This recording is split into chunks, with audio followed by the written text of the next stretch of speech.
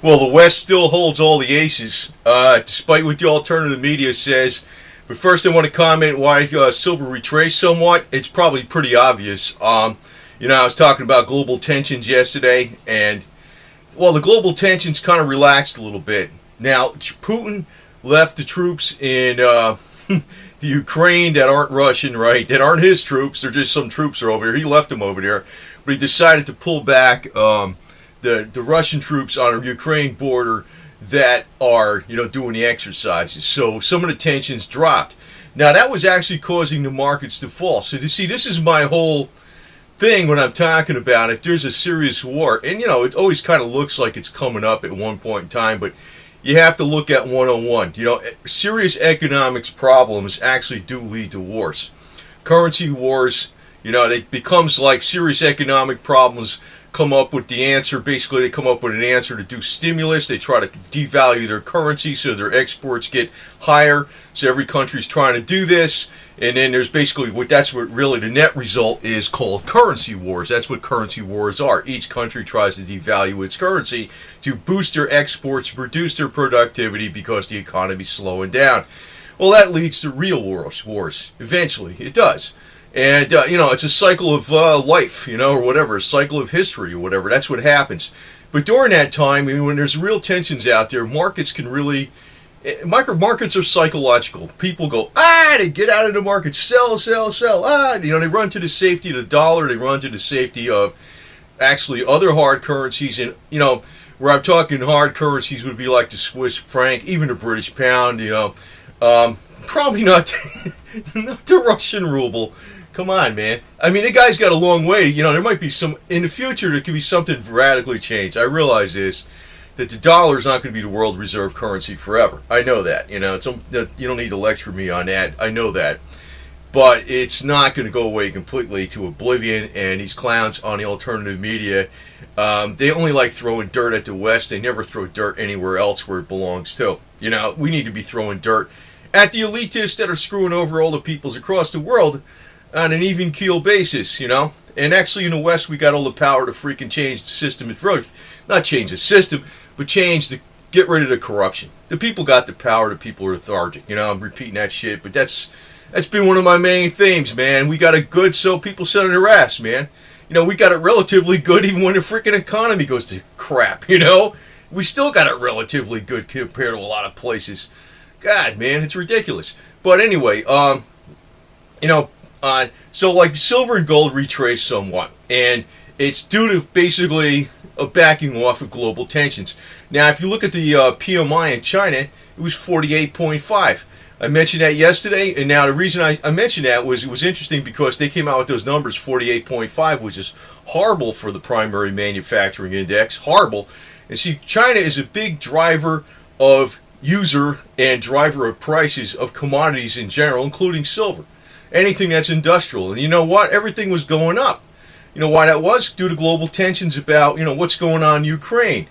Ukraine actually is where all the pipelines go through to Europe, too. First thing Putin did was cut off Ukraine's, oil and stuff like that. And, he can cut off Europe's oil anytime. And I'm going to tell you this, this is a little side note to, the silver stuff. Because I throw in a lot. I really say silver, but it's more like... I give it kind of a hodgepodge of every damn kind of economic update that's going on really in the markets at one time, and some other angles out there. But where this whole thing could backfire with Putin, he's trying to say, oh yeah, we're going to cut off all the natural gas, and all this. We got the power. Well, it could backfire. You know why? Because the United States has too much natural gas. We got a law that we can't export any kind of crude oil or natural gas to any other countries right now because of what happened back in the oil embargo back in '73 when they had the OPEC stop the oil flow in the United States. They stopped. They made a law. They passed a law to forbid exports of crude oil and natural gas. Well, they could back off the law on the natural gas, and guess what? There could be plenty of natural gas flowing into Europe from the United States. I don't know how they're going to get it there, probably ships or something, but whatever the hell they do it. I don't know, they compress it, they liquefy it. I have no idea how they're going to do it. But they'll be able to sell it to other countries. And that may happen because the natural gas industry actually has been hurting for a long period of time, like as bad as the mining industry. because they went hell, they just went hell straight on getting as much natural gas they could through fracking. And they're actually, a lot of them are upside down because that caused a big glut in the market. So they could solve that. Putin could say, oh yeah, we're going to play, I got my ace card. And the United States got loads of natural gas, and the other thing is, if you conclude the West as Australia is like the big powerhouse now. It becomes to the point where Saudi, Iran, whatever the hell it is, it's a moot point as far as oil. Australia's got more oil. They found out, they got, I've said this in other videos, but if somebody doesn't see this, they found out in 2013 with multi-million-dollar studies in the Okavango Basin, they have 40 times the original oil reserves that they thought they had in the country. 40 times. And Australia has always been known as a commodity and oil-rich powerhouse continent. So now they got 40 times what they thought they had, and a lot of it is accessible pretty easily. A lot of it is. So I don't know. And Russia's actually going this way. They're drilling more and more wells, and they're declining. I think they peaked out already. Now, what's interesting is, they always talk about this East-West crap, too. I'm tearing up the alternative media here because it's like they're not really giving you the full picture. There's actually a merger, basically, between British Petroleum and Rosneft of Russia. It's actually the biggest. Rosneft, I think, now is the biggest oil producer in the world. But basically, it's like BP owns so much of them. I forgot what it was. But basically, it's almost like a merger between the two. There is no, and like some people pointed out, there are no real political leaders. There's multinational corporations, and the political leaders are all paid off. Yeah, more or less. I could say that Vladimir Putin is not the actual top guy in Russia. He is. Anybody that you see that has the public face, that's got time to go horseback riding and tranquilize tigers and do all the other stuff he's got for the public image. Which is cool for Russia. I don't give a damn. I think Russia needs a lot of more pride after the Soviet Union fell apart. Russia needs to have their pride restored. They just don't need it restored through this guy. I'd rather see it restored through like a great engineer like George's Lukoski equivalent, that could develop the Lukoski coil instead of a KGB FSB guy, that's got a big head. Anyway, I wouldn't actually hate this guy too much, but the thing that bugs me the most about Vladimir Putin is the way the alternative media, actually I don't really hate this guy, to tell you the truth. It almost sounds like that sometimes when I'm talking about this, but what aggravates me and really pisses me off is the alternative media, because they make this guy look like a saint, and he's not a saint. He should be up there on the freaking top 20 Forbes list, and his name doesn't show up anywhere. Why? Because, Forbes list is a pile of bullshit, to tell you the truth. I could tell you other Russian oligarchs, and I'm not going to name names because I don't talk about that stuff, but I know I'm privy to some stuff where they got tons and tons and tons of metric tons of isotopes that are worth many, many, many, many times more than gold. They make gold look like dirt. Caesium isotope 133, they got metric tons of this crap. Okay? It's like, and it's something I know about from some inner circles that I could say, but I'm not an elitist. I'm not going to make that claim. But it's probably more crap than some of these pastors know. Because actually, if I said who's the big one, it wouldn't be China. It would be Russia. If I stated if I stated who's the big one to watch out for, it's Russia. It's not the Russian people, it's the oligarchs, man. They got big heads and they want more, man. It's like they want to establish a greater Russia. But anyway, what's coming up is actually, you can see it in what's actually being portrayed to us right now is like, I'd say it's almost like running off a master plan. And I hate to say this, but I think they got World War III planned, man. I think they do. But I still don't think there's going to be a total collapse of the dollar. There's going to be a global currency, and there's going to be U.S. currency, and the dollar is going to be used in the United States. That's pretty much how it's going to happen. If there's a global collapse of the currencies, they'll come out with, I think what they'll do is they'll come out with a global currency, and they'll still have the euro, they'll still have the dollar, they'll still have the yuan, and whatever the hell it is. And it'll be local currencies in local countries, and it'll be a global currency. And the global currency will be the main thing, that's the world reserve currency, which will actually give more strength to a global governing body and a global peacekeeping force, which is evil. The way I look at it, I'm fine with globalism as long as globalism says the Bill of Rights comes first. The Bill of Rights comes first. That goes for everybody across the world. In the UK, the Germans, the Japanese, the Israelis, the Arabs, the Persians, the Chinese, the Venezuelans, the Mexicans, the Canadians, the New Zealand, the Russians, Indians, the Pakistanis, Australians, New Zealand. Everybody gets the Bill of Rights. I'm all for globalism. How's that? And that's the way we ought to look at it. But this whole damn alternative media, they're throwing dirt at the West, and they want us to freaking throw out our system. Our system ain't the problem, man. And I think they got a game going, man. I think they're working for the bad guys, most of these freaking alternative media clowns. They're bad, man. And remember, the number one amendment of the Bill of Rights, freedom of speech. Freedom of speech. I like to see somebody like Mike Rivero go over to that freaking Russia and start digging up dirt on Putin and broadcast it everywhere and see how long he lasts in Moscow if he doesn't die of some mysterious disease, exotic cancer or some bubonic plague befalls him before he finishes out the year, because that's what I think would happen. And by the way, I put out a lot of different things about alternative health, and I don't consider alternative health because actually I think it's proven health. A lot of this stuff from the ancients is legit. If you go back to one of the famous Roman physicians, Pliny the Elder, in the Roman times, he had a large body of knowledge going all the way back to Hippocrates, which was ancient times to him. A lot of this stuff works. In Chinese medicine, cinnamon was like another major herb in China. China's got a lot of great stuff out there, Gotu kola, astragalus root, the yellow root and all this type of stuff. A lot of great stuff. And actually, if we start pulling together all this knowledge in the world, we got some really good shit going. And that's another use for silver. I just have to remind people. I make colloidal silver all the time. I use it all the time, And that's a very, very, very powerful antiseptic out there. A lot of people just don't think of that stuff. They don't use it on a daily basis. They might watch a video on it and they say, oh, that's a cool idea. And then they forget about it and they go to the store and they buy some antibacterial type soap, or they buy some antibacterial type spray, and they don't realize they got it right here, because I always keep a bottle of colloidal silver on hand. And that's why people should at least have 10 ounces of silver, even just for that type of stuff, because you can make ungodly amounts of freaking distilled colloidal silver with that much silver for many, many decades, in like gallons of it, to like disinfect anything in your house or anything you need to do. And it's very safe, harmless to anything. So, when I'm pushing something, I don't really necessarily push it as an investment only. It's actually a big health benefit. And I know there's exaggerations where they say you drink all this colloidal silver. It kind of doesn't work that way because it gets so super diluted in the body. But, if you have silver on hand, silver coins, just for medical purposes, and it's not even for freaking investment, say, for instance, you get a cut on your hand, you make some colloidal silver, you put your hand in there, disinfects everything, really good. You got a burn, it really disinfects everything really good.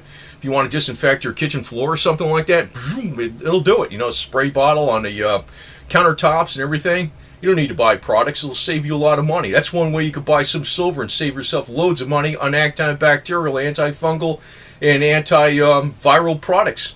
You just buy some silver. I have a water distiller I use with this. That's how I make my colloidal silver. I don't even buy the distilled water for 88 cents a gallon. I make it myself. I double distill it and I make the water myself. And it takes a few hours and you got a whole big gallon of freaking distilled water, and you go from there and you make your colloidal silver. So, actually, if everybody did this, it would save them money. And on top of it, it would really take a lot of silver off the market, because if you took 100 million people in the United States, which is over 300 million, if you had 100 million people take 10 ounces of silver, you got just a billion ounces right off the freaking market. That's just for medical purposes, basically. And you don't have to say it's like medical, like it's a cure-all, but I mean, it is an antiseptic. It is a safe antiseptic for like external cuts and that type of stuff. It's great. It's great. I don't know. We know the deal. There's always pumpers and dumpers out there in all the financial markets, whether it's in real estate, it's in tech, it's in the latest type of communications and applications out there, whether it's in the latest fads in fashion. There's always pump and dumpers out there. So I'm not a pump and dumper. I'm just telling you that silver actually is a highly, highly, highly practical metal to have. Now, I also want to talk about something else about palladium. The Russians, they're talking about, they're kind of scaring people with the natural gas and the crude oil lines, and they're actually majorly natural gas lines that go all through Ukraine, cutting off the supply. Well, palladium's moving up because of fear of that. And, the one deal is that there's really no other place to get palladium from, basically, than Russia, in Urals, in northern Siberia, and in South Africa, and southern Africa. That's over 80% of the world's supply of palladium. Now, there's also small amounts of palladium coming from North American Palladium in Canada, and also Stillwater in the United States, but that's very minor, and there's a little bit coming from Australia, too. But if they really want to put a hurt locker on the freaking New World, they can actually cut off the supply of palladium. And, man, I think they're going to do that at one point in time. I think they will. If we actually go into, like, Cold War stuff again or something like that, natural gas isn't something they can really do too much about. They could do it initially for a short period of time, but palladium, they could really freaking put this dirt on people, and that could cause it to super spike. And remember, the word is super spike, because if it gets too damn high, they find other ways around it using the stuff. They do. Necessity is the mother of all invention. Just always remember that word, but also remember this. Panic and emotion can make stuff go a hell of a lot higher, and I am going to thank Sprott, David Morgan, and all the silver pumpers, because I'm probably not going to say the exact same thing they're saying, but they're going to help me make some money. That's what they're going to do. They're going to help me make some money. They're going to hit the panic. They're going to help the panic out there. And I'm not going to be afraid to take U.S. greenbacks. I'll probably trade it for some land or something. I don't know. Built-in swimming pool and fill it up with colloidal silver. So, hey, who the hell knows, right? And, I'm just kidding about that, but maybe I would. I don't know. Maybe I would. But something that was a capital venture that could last me, many, many, many years, and would not be something that's like fluff, where it's entertainment and it goes away right away. That type of deal. But also, I just want to mention here, just on a side note in the end, I kind of harped a little bit on the colloidal silver deal, because a lot of people are damn ignoring this stuff big time. And I got a couple gallons of this stuff in these little quart containers all over the place. At least a couple gallons of it. I always keep it on hand. And, I always think about, what the demand for silver would be if everybody in the United States was doing that. And also, there'd be a lot less infections out there, because, people say, the germs that are on your countertop, in your kitchen, in your bathroom. Well, if you're spraying for germs, you're actually going to cut down on colds and stuff like that. It does kill, maybe it's not a cure for disease, but it is going to cut down on a lot of problems, and it's going to cut down on the healthcare bill for nothing. It really doesn't cost nothing to make. People are brainwashed by advertising. But I got one thing out there coming, I think is... somebody alerted to me to this. I was going to get a Rife machine. I was looking at Altier Robin Rife machine F165. A lot of people don't know what the hell that is. It's not exactly to do with silver, but I'm just saying the upcoming videos, I don't know how long this is going to take. It's coming from China. It's called the Spooky 2. Spooky 2, it's actually a type of Rife machine. Very, very low priced. That works with your computer off the USB port. Now, the one thing, it's got some features in it I don't understand about the DNA remote, but I do understand it works in a simple pad-type way. And looking at the features where it can actually use fuzzy logic and use pulsing wave and carrier wave with the base wave.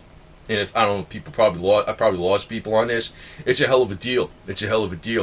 So, I don't know how long it's going to take. I ordered it a couple weeks ago. It's probably going to take me, a couple months to get here, for crying out loud.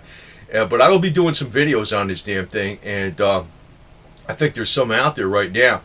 But, just the point is, like, this actual device came from Chinese people, wrote the program. It was John White that actually went ahead and put it into English. He's from New Zealand. I go over the stuff with the Lukovsky coil, which was a Russian engineer and scientist. He was living in Paris, France, and some of the devices survived in Italy. Just remember this. It's all of us people that are hardworking, individual entrepreneurs against the blood-sucking elite with the big egos. Just remember that. It isn't East versus West, or West versus East, or Asia versus Western culture, or whatever the hell it is. It's not that. It's all of us against the freaking big fat egos out there that are blood-sucking us. You know what I mean? And we don't need them. They need us. And just don't think the situation is hopeless. I really can't stand the alternative media in a lot of ways because they're bringing out valid points about what's wrong in the West, but they don't bring about any valid points about what's wrong, what's going on in the elitist in China or Asia or India or whatever the hell is going on, because there's a lot of places in the world it's a lot worse than the United States. The big problem is in the United States, there's a lot of lethargic people. A lot. Once the economy is good. Oh yeah, I just want to leave you with this note. If if somebody was really, if the American people really got smart and they says, let's not vote for any Republican or Democrats, we're going to have all these really up and standing great leaders in our government.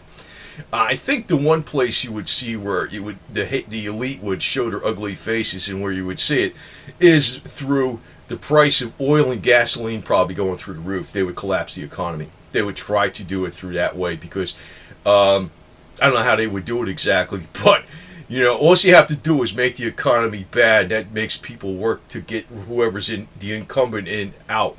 That's something actually that's going on in Venezuela, because it looks like, once gasoline prices go up, everybody gets hurt. If food prices go up, everybody gets hurt. People start blaming it on the government. So if we actually got righteous leaders in here, in our government in the United States, the real economic business corporation scumbags that are very top, and I'm not against business and stuff, but the very top people, they would play games to make the economy bad, so people would, demand that the politicians that were righteous be thrown out. So it's not an easy thing to do. It's a tough thing to actually, earn freedom. So just stick with your silver investment because it's going way up, and also stick with your Palladium investment if you have any, because I always put Palladium links on the bottom of my videos.